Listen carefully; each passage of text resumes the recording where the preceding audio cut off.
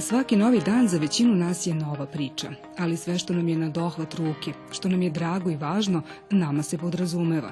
Da čujemo, vidimo, hodamo, posećujemo izložbe, učestvujemo u raznim kreativnim projektima. Svaki novi dan za mnogi od nas je i nova borba, jer čak i bazične potrebe nisu svima jednako dostupne, zbog ograničenja s kojima su rođeni, ali i zbog onih koje im društvo nenamerno nametne. Osnovne, na izgled najjednostavnije, ali i one potrebe kroz koje život dobije dodatnu vrednost daju nam priliku za radost i lično ostvarenje i jednako su važne, svima nama. Puno je načina na koje osobe sa invaliditetom mogu da naprave iskorak iz postojećeg, da ne budu uskraćene, da obogate svoje iskustva i da se na kreativan način ostvare. Utoliko više na značaju dobijaju projekti koji to prepoznaju, kroz koje mi dobijemo priliku da vidimo ovaj isti život iz njihove vizure, a da njima proširimo okvire. Projekti Istorije u slikama na znakovnom jeziku i Muzej za sve upravo su takvi, pravi primjeri dobre prakse.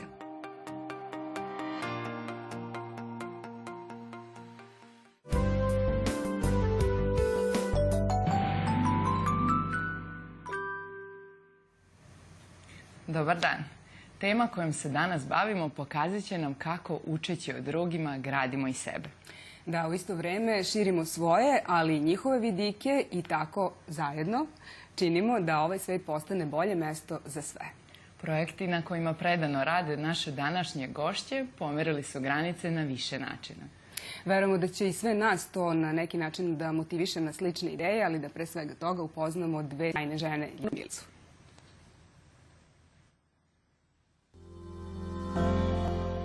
Ljiljana Bubnjević studirala i magistrirala publicistiku i komunikologiju u Austriji. Tokom studija išla i na razmenu u Holandiju, gde je bila stipendista Erasmusa. Na ta iskustva veoma je ponosna i smatra da ih je na najbolji način iskoristila, da upozna druge narode i države, ali i sebe i zemlju u kojoj živi. Sve naučeno sada primenjuju u svom gradu, a prijatelji koje je stekla jedna su od najlepših vrednosti posla kojim se bavi. Ja sam svi ljudi koje sam upoznala, jedna je od njoj najdražih rečenica. Radi u arhivu Vojvodine na obradi stare građe na nemačkom i kao PR. Voli da pronađe dobro u svakom čoveku i svakom danu.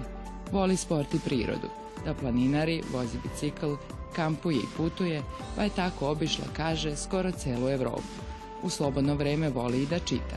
Udata je, govori nemački i engleski, a ide i na obuku za znakovni jezik. Milica Orlović-Čobanov diplomirala je na Odeljenju za istoriju umetnosti Filozofskog fakulteta u Beogradu. Radi u spomen zbirci Pavla Beljanskog u Novom Sadu, kao rukovodilac muzeološkog odeljenja. Njen posao daje joj mogućnost da rukovodi svakodnevnim životom jedne od najznačajnijih institucija kulture, kao i priliku za istraživački rad, ali i za kreiranje i realizaciju brojnih zanimljivih projekata.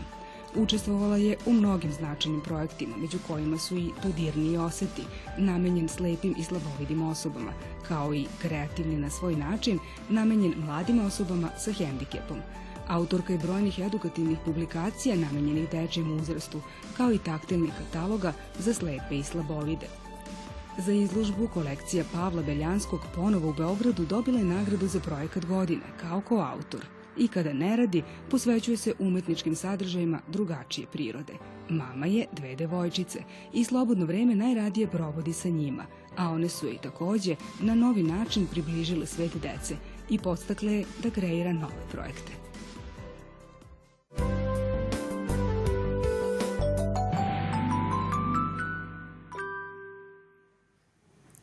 Drage dame, dobro nam došle. Ljiljana, vi ste posvećeni jednoj i drugom sličnoj vrsti ideja. Kako je nastao projekat Istorije u slikama na znakovnom jeziku? Istorija u slikama na znakovnom jeziku nastao je kada je Fondacija 2021, Evropska prestonica kulture, raspisala konkurs za pristupačnost ustanovama kulture. Onda smo se mi sastali u Savezu gluvih i nagluvih i videli smo šta možemo da učinimo i na koji način da približimo kulturne sadržaje licima koji imaju neki stepen oštećenja sluha. Ja sam ga napisala na godinu dana po 2 tromesečne obuke. Znači, jedna je bila u jesenjoj obuci, 3 meseca je trajala, druga je sada prolećna obuka, jer smatram da moramo da naučimo znakovni jezik, da kad ljudi, odnosno gluva i nagluva lica, dođu kod nas u Arhiv Vojvodine, možemo da se sporazumemo sa njima, da ih sprovedemo od pisarnice do sale za istraživače, da im stručno pokažemo našu izložbu, da ih sprovedemo kroz tu izložbu. Tako da zamišljeno je da na kraju obuke, kad se završi obuka, da se štampa slično ovako jedan rečnik za ustanove kulture. Zamišljeno je da bude jedna jednoobrazna tabla za sve ustanove koja će da stoji na ulazu u svaku ustanovu kad se uđe, dvoručna, azbučna, da bi se lakše isto komuniciralo i naše kolege i lica s nekim stepenom oštećenja sluha. Štampali smo ovaj kalendar, višejezični, koji je Fondacija 2021 sve finansirala. Tako da za sada je tako to. To je bilo. Približile ste nas jedne drugima, a opet njima približile tako važan svet umetnosti i projekat Muzej za sve sa istim ciljem na nešto drugačiji način pristupa osobama sa invaliditetom. Na koji način? Pa, takođe Fondacija Novi Sad 2021, Evropska prestonica kulture, podržala u celosti ovaj naš projekat. Pisan je, krenuli smo sa njim prošle godine, 2018. I jedan deo aktivnosti je realizovan. Njemu je fokus na izradi aplikacije, odnosno vodiča kroz stalne postavke na znakovnom jeziku, ali i mnoge druge aktivnosti podrazumevaju ovaj projekat, pa samim tim i simultano tumačenje naših stručnih kustovskih vođenja kroz postavke tokom godinu dana. Ozbiljan zadatak. Pa mislim da nam je svakoj kulturnoj instituciji to neophodno da bi približili osobama koje su gluve i nagluve naše sadržaje. Zatim, kreativne programe imamo u okviru tog programa, zatim imamo trening o jednakosti, imamo obuku, evo koleginica je pričala, mi smo se tome pridružili jer smo okupili kroz ovaj projekat 3 muzeja, 3 institucije, Muzej Vojvodine, Spomen zbirku Pavla Beljanskog i Galeriju Matice i onda smo i sve 3 institucije, koleginice su se pridružile kursu u Savezu gluvih i prošle godine tu obuku. I ono što je još zanimljivo za najmlađe, a to je da ćemo do kraja, ovaj projekat traje do kraja ove 2019. i štampati bojanku sa osnovnim pojmovima na znakovnom. Znači, pored toga što integrišete osobe sa invaliditetom u društvo, vi pokušavate i da spajate muzeje između sebe. To je nama bio negdje i cilj, da kroz ovu aplikaciju, ujednačenu vizualno, kroz sve naše institucije, bude dostupna jedinstvena interaktivna aplikacija, taj vodič, koji bi naravno upućivao u tim institucijama na one druge institucije gde takvu isto mogu da pronađu, ali da nam se sadržaji razlikuju. Nama su sadržaji, odnosno osobama koje koriste, dostupno im je samo ono u kojoj se institucije nalaze. To su stalne postavke, priče, neke najznačajnije priče o umetničkim delima, zatim i istorija muzeja, nešto što je zanimljivo. Kada je u pitanju spomen zbirka, to je Pavle Beljanski, tako da jedan segment je posvećen njemu. I ta aplikacija je većim delom posao je urađen. Od 3 muzeja 2 su, odnosno sva 3 su dostavila materijal, ali se sada prilagođava tekst koji proverava saradnik sa oštećenjem sluha i koji zna najbolje koji su to termini koji mogu da se prebace na znakovni jezik. Tako da, eto. Ljiljana, ušli ste u nešto novo što do sada ovde nismo imali prilike da vidimo. Kako ste i koliko gradili projekat, kako ste odabrali šta će sada zapravo biti važni segmenti, odnosno šta će učiti polaznici? Pa, negde je Ivo Andrić rekao, ako 20% jednog jezika govoriš, pokrivaš 80% komunikacije. I smatram da bi uopšte prvo, da bi se ljudi sporazumeli, treba da se vladaju bar neke osnove jednog jezika. Znakovni jezik na koji sam ja krenula, tek od ovog prolećnog semestra nas uči prvo abecedu, A, B, V, brojeve nas uči. I za mene je bilo važno da kad ti neko dođe u kuću, znači kod nas u Arhiv Vojvodine, da mogu da mu kažem dobrodošao u arhiv. Arhiv je fascikla Vojvodine. Mislim, to je onako nekako, mi smo zaista kad vidimo da je neki stranac priča naš jezik, onako smo srećni. Tako da, naravno da sam se konsultovali sa kolegama iz Saveza gluvih i nagluvih, sa direktoricom Jadrankom Jaraletić, sa partnerom, gospođom Natašom Heror, pa smo zajednički došli do nekog rezultata i pokušali da napravimo, da kažem, najbolje što možemo, kako bi gluva i nagluva lica iste imala mogućnosti kao sva druga lica i koristili naše kulturne sadržaje, naše ustanove. Sama obuka traje 3 meseca, ali tako, od čega se sastoji? Koliko je teško naučiti? Pa mora se vežbati kao i svaki jezik, ali tako da će i naše kolege imati priliku da vežbaju kada oni dođu kod nas u ustanovu. A važno je zato što kad dođeš kod nas u pisarnicu možeš da podneseš zahtev, možeš da se sporazumeš, kad dođeš u salu za istraživače, da koristiš dokumentaciju, da možeš da se sporazumeš, da možeš da dođeš na našu izložbu. Mi smo uvrstili sad, da kažem, te grupe ljudi isto u našu mailing listu, pozivamo ih redovno na naše projektne aktivnosti i tako. Sad ovako slušajući vas svakako jeste velika dobit to što su im bliži kulturni sadržaj, što smo mi bliži jedni drugima, ali možda negde najviše to dostojanstvo koje imaju gde god da uđu i šta god da treba da urade. Vrlo važnu potrebu ste prepoznali. U spomen zbirci Pavla Beljanskog zapravo već godinama postoji ta praksa da pratite različite grupe i planirate čak i da proširite na još neke grupe programe. Pa, eto, mi smo od 2014. godine uključili taktilnu stalnu postavku. Ona se, kako prostor se menja, odnosno kako se izložbe aktualne menjaju, tako se i ona dopunjava. Svaki put, pa sigurno na godinu dana uvećamo sa 2 ili 3 grafička dijagrama koja su negde osnova te taktilne postavke koja je namenjena za slepe i slabovide. Od 2014. Izradili smo 7 gipsanih odlivaka i 3 grafička dijagrama koje su se kasnije uvećavala i to je sve u saradnji sa Školom za osnovno i srednje obrazovanje Milan Petrović i mojom divnom saradnicom Snežanom Nikolić koja tamo i predaje i koja je prosto me negde uputila na te sve neophodne elemente koje treba da sadrži taj standard, da dignemo na poseban nivo, a to je taktilna staza, Daisy flashovi, znači audio pratnja koja prati taktilne dijagrame, grafičke, zatim neizostavno Brajevo pismo i kada svet to naravno jedna ustanova ima, onda smo negde kompletni da primimo takvu populaciju. Bilo mi je zaista zadovoljstvo raditi sa njom i sa njenim đacima koji su čak, što mene zaista iznenadilo, čak su i lajali na osnovu dodira. Znači, to su deca koja su nakon 4. godine osnovnog obrazovanja u Milan Petrović školi nastavili kroz inkluziju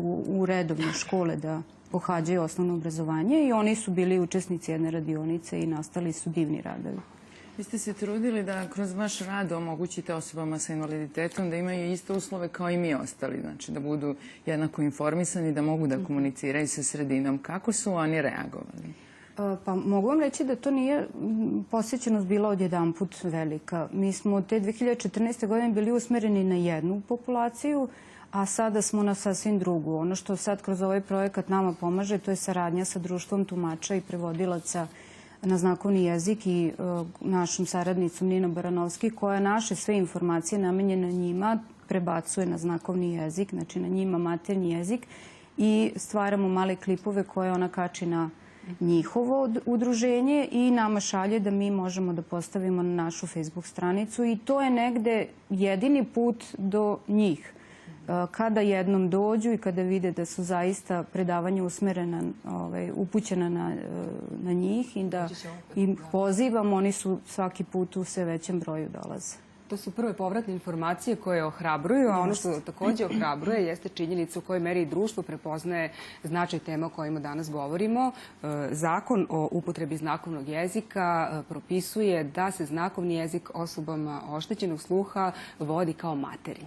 Tako je, svi takvi pomaci za osobe sa invaliditetom su veoma značajni. Zbog toga smo posetili i biblioteku Saveza slepih Vojvodine kako bi se podsjetili i na njen značaj.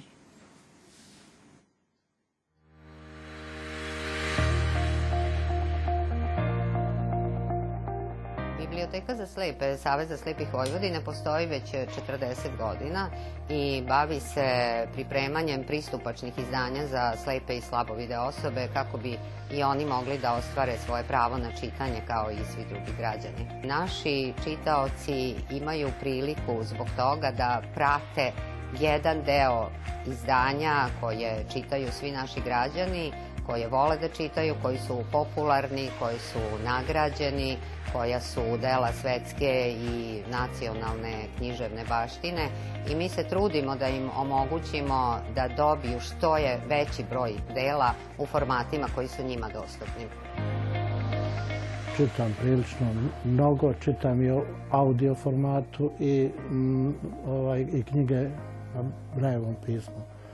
Ranije su Brailleve knjige bile mnogo popularnije, više smo ih čitali i drugi i ja, a u zadnje vrijeme sa novim tehnologijama prvo su bile ove trake, snimane su knjige na magnetofonske trake, potom se to prebacivalo na kasete, a sada naravno informatičke tehnologije, sad to ide na CD, ide na kompjutere, na razne uređaje sa kojima, pomoću kojih mi čitamo zvučne knjige. Za njih je veoma važno čitanje knjiga na Brailleovom pismu, jer je to njihovo pismo koje čitaju putem dodira i koje njima obezbeđuje ravnopravnost u pismenosti, školovanju, zapošljavanju i svemu ostalom gde oni treba da se dokažu kao i svi ostali naši građani. Video je grad, kuće ogromne, kao da u njima žive divovi i raskošne, kao da su divovi sakupili sve bogatstvo sa zemlje i sa neba. Video je vodu koja nema kraja. Zvučna knjiga je jedan lako pristupačan, veoma popularan i za naše čitaoce uvek jako drag format. Čitaju ga u velikom broju i najviše slušaju knjige. Zbog toga što su zvučne knjige dostupne svima, dakle i onima koji su kasnije oslepeli, koji ne mogu da koriste Brailleovo pismo i prosto to je jedan format koji je popularan i koji je u sadašnje vreme sve popularniji među opštim građanstvom. Kao i za druge ljude, i za nas slijepe, možda i u većoj mjeri je knjiga najbolji prijatelj. Knjiga vas spasava od samoće, drugo ima obrazovnu komponentu, uživate, zavisi kako ko od nas to doživljava. Znači, uloga knjige u mom životu ima višestruki značaj.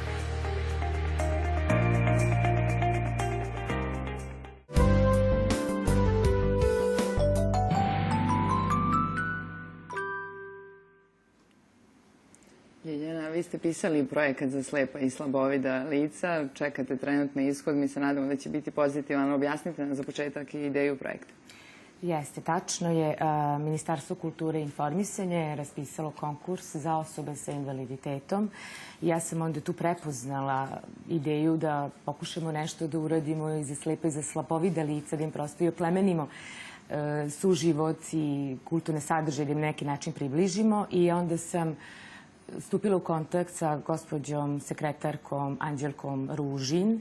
Otišla sam na razgovor jedan da vidim šta oni rade, kako oni rade, zato što Arhiv Vojvodine do sada nikad nije radio sa slepim i slabovidim licima.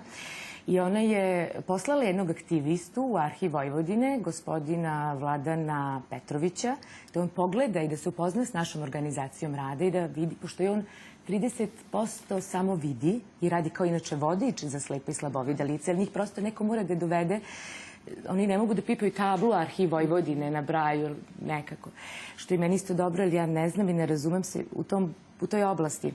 I onda je on obratio pažnju i primetio da mi u našoj sali za istraživače imamo 2 kompjutera.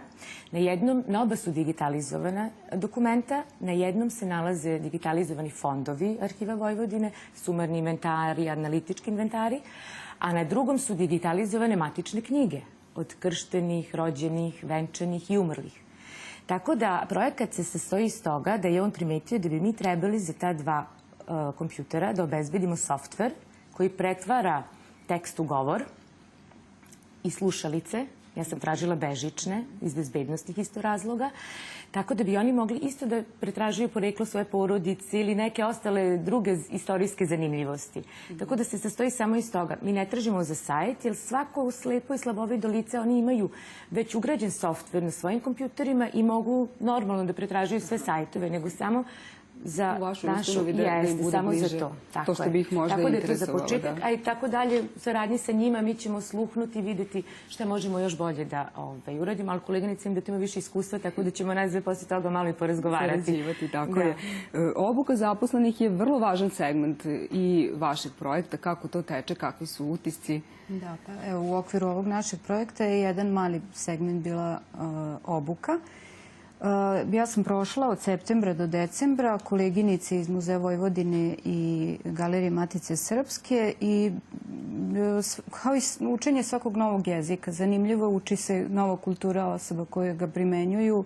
Znači mi moramo da prvo steknemo utisak na koji način oni komuniciraju i obuka koja traje 3 meseca nije dovoljna za našu redovnu komunikaciju kada primimo nekog u muzej, ali je neophodno da bi mi možda razbili neke predosude u toj populaciji. Jeste. I zanimljivo je. Zaista je bilo zanimljivo. Nas je bilo u toj prvom delu kursa negde više od 10-ak. Prvo smo se mi družili, imali smo različite segmente. Ako je bilo reči iz arhiva, učili smo kako se kaže arhiv, papiri, izveštaj, pečat i tako dalje. Kada su to bile pitanja o kolekciji, zbirkama, saznali su i oni nešto više o našim institucijama i bilo je zanimljivo. Ja se sećam da je u arhivu bila jedna grupica koja je lepo primljena i o tome su razgovarale koleginice, ali, kažem, mi mislim da nismo, kao i svaki jezik, mora da se dugo uči da bi savladali sve segmente, tako da dobro je da se krene i dalje, ali to, ako ga ne koristimo, ne možemo ga ni dovoljno dugo imati u glavi da ga prosto možemo na svakom. Jeste. Mislim da je svaki jezik potrebna dugotrajna edukacija. Posebno lep segment projekta Muzej za sve su radionice sa decom za oštećene sluhe. Da, mi smo angažovali preko opet ovog projekta jednu mladu koleginicu, grafičarku koja ima oštećenje, Bojanu Vajić, i što je nama negde olakšalo u komunikaciji sa decom sa oštećenjem da se održe nekoliko, već je 2 bilo u prethodnoj godini realizovanih i trudili smo se da kada su aktualne izložbe da u okviru takvih nekih izložbi posvetimo i jednu radionicu. Pa smo u jednom momentu istraživali smo dela Milana Konjovića i onda nam je ona pomogla i gledali su jedan prilog iz Kocka kockica i saznali nešto više o umetniku i mestu gde je rođen i ona nam je prosto pomogla da iskomuniciramo sa decom. Tu nije bilo puno dece, ali već u drugoj radionici koja je bila posvećena Novoj godini i verovatno se i ona potrudila da informacija dođe do na pravo mesto, odnosno udruženja njihovih članova. Došle su porodice i mame i tate i deca i bilo je zaista zanimljivo i gledati kako oni komuniciraju i koliko to njima ne predstavlja problem i koliko su bili oduševljeni što mi njima posvećujemo pažnju i što želimo da s njima podelimo naše sadržaje muzejske i da oni aktivno učestvuju. Mislim da može da im bude život kvalitetniji ako se uključe u kulturne i socijalne segmente svog života. Ljiljana, u toku jesenje obuke mogli ste da pratite reakcije one koji su prolazili obuku. Kakve su reakcije njihove? Pa zadovoljavajuće, jer i to su kolege moje koje radi na portirnici, pisarnici, sali za istraživače, koji prosto isto žele da pokažu dobrodošlicu licima s nekim stepenom oštećenja sluha, tako da već su nam dolazili grupe i dolaze, tako da su bile divne reakcije, ali zbog toga ćemo napraviti tu jednu obraznu tablu da bi se i mi brzo snašli i da ne zaboravimo znakovni jezik. Za kraj, kratko, ali vrlo važno za nas da čujemo koliko vama lično znači OBEM-a što ste deo ovakvog projekta, što ste pokretači, a i učesnici tako važnog projekta. Pa ja volim humane projekte i volim sve što je svrsishodno i smatram da ako možeš da učiniš nešto dobro za svoju zajednicu, za svoju ustanovu, a hvala Bogu imamo dobrog direktora, doktora Nebojšu Kuzmanovića, koji otvara vrata naše ustanove zaista za sve grupe ljudi, pa i slepa i slabovida lica i lica s nekim stepenom oštećenja sluha mogu da koriste naše i prostorije i sadržaje i sve. Tako da sve je dobro i malo samo da se nešto uradi na lokalnom nivou, a razmišljaš globalno, ti si već napredovao i učinio za jednu zajednicu nešto jako lepo. Da. Meni je uvek zadovoljstvo i bez obzira koji projekat je u pitanju, a ovo je posebno jer reakcije su zaista ti ljudi koji vrlo malo mogu da koriste naše sadržane, ne mislim samo na muzejske, su zahvalni kada im se pruži i malo pažnje. Tako da je to negde želja da idemo dalje i da im pomažemo u tome. Hvala vam što se bavite ovako važnim pitanjima i hvala vam što ste bila naša današnja gošća. Bilo je zadovoljstvo imati vas u studiju. Hvala. U nadi da smo i vama ovom pričom dali vetar u leđe za neke nove dobre ideje. Hvala i vama, poštovani gledaoci, što ste bili sa nama zajedno u 1:30. Doviđenja. Prijatno.